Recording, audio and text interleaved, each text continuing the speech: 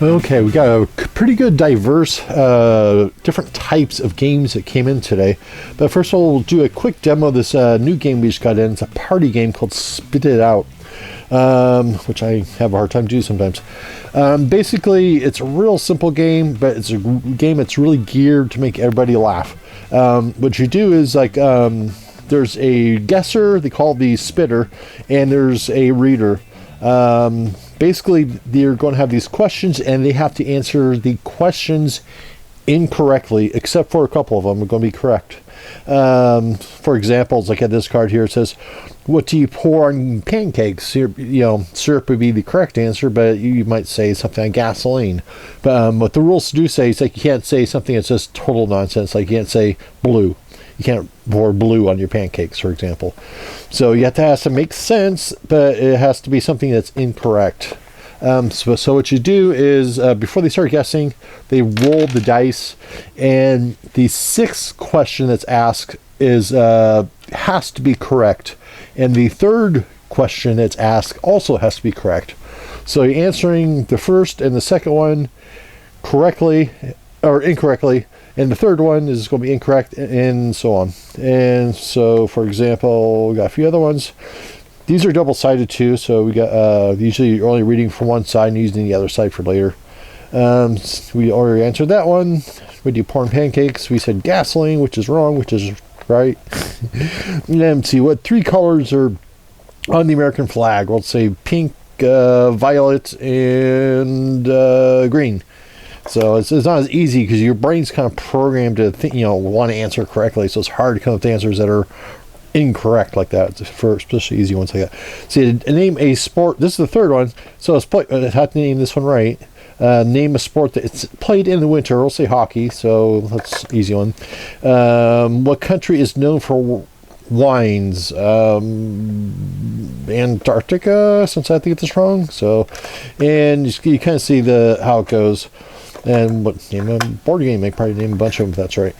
Anyway, that's about it. And it is a time game. Has a little timer. It's about 20 seconds.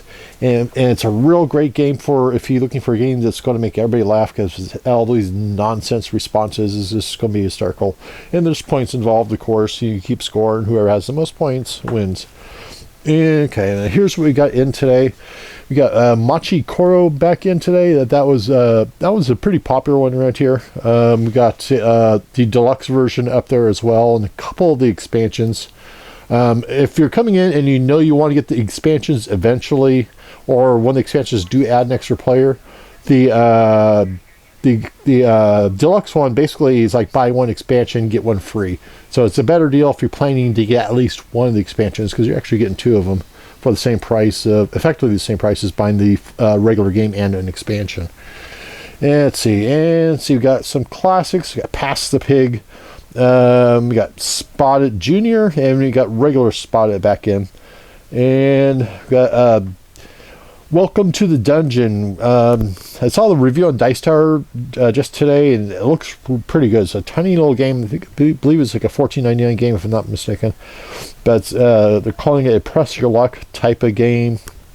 But it looks like real fun. It's like you had to go through his dungeon through cards. So that's definitely one you want to check out if you're looking for an inexpensive dungeon-themed game. It's pretty light, but it's definitely quick to learn too as well. And we got Parade back in. That's a kind of a line type of card game. It's hard to explain without showing you the visuals, but it's a real simple to learn game, but it's more thinky than you might think when you actually start playing. We got Citadels in. We had a customer that's asking about it, and I played this probably about a year and a half ago, and I remember it being a really great game. And it's like effectively it's like a bluffing game, bit of a bluffing game, bit of a deduction type of game, not deduction game, but diplomacy and a couple other things like that. Well, if it's a bluffing game, I guess it is deduction by default. because trying to figure out if they're bluffing or not.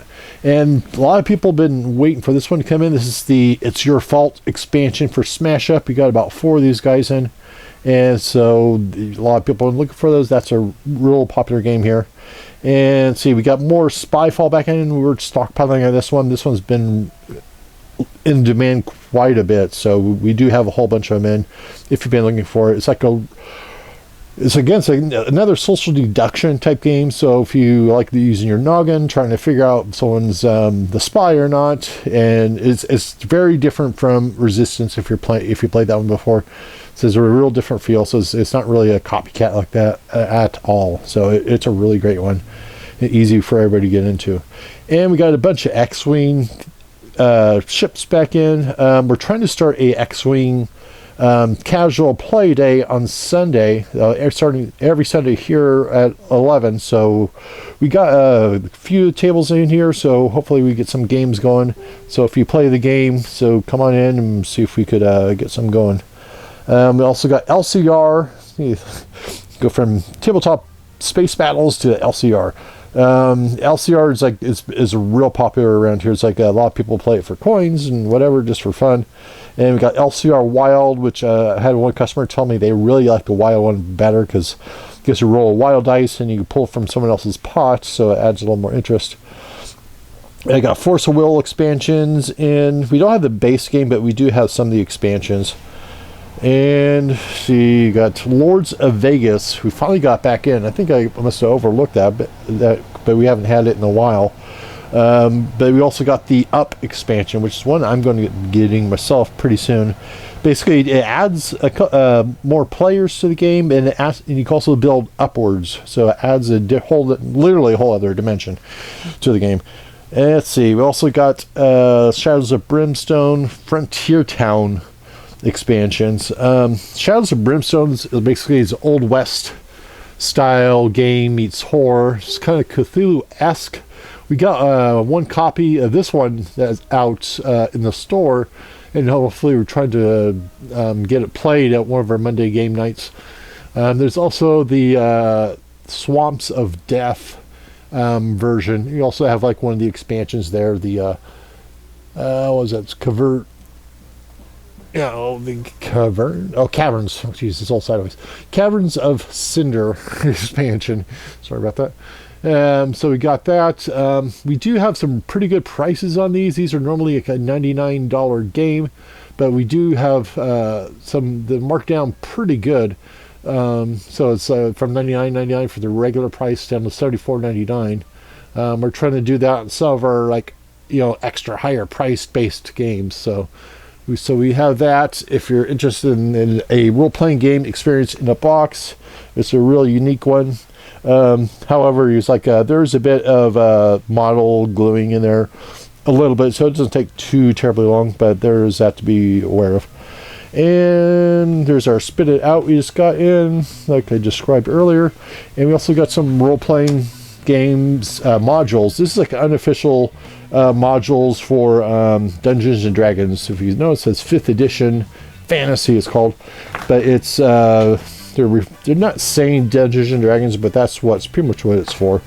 It's like they're pretty inexpensive. They're like $9.99 little expansions. We got a whole bunch of them. Got a few of them over there, and some other proper expansions as well. We got a good number of role-playing games. We got Pathfinder, we got Star Wars role-playing game, got some older Shadowrun books over there, and we also got Fate and Savage World, so we got a good variety of stuff that we're trying to focus on role-playing wise. We also got some miniatures back in, and I think that's about it. Tomorrow we've got some little mini components you could get to, as they say, pimp up your games as little components. So we'll show you those tomorrow when they come in, and we'll talk to you next time.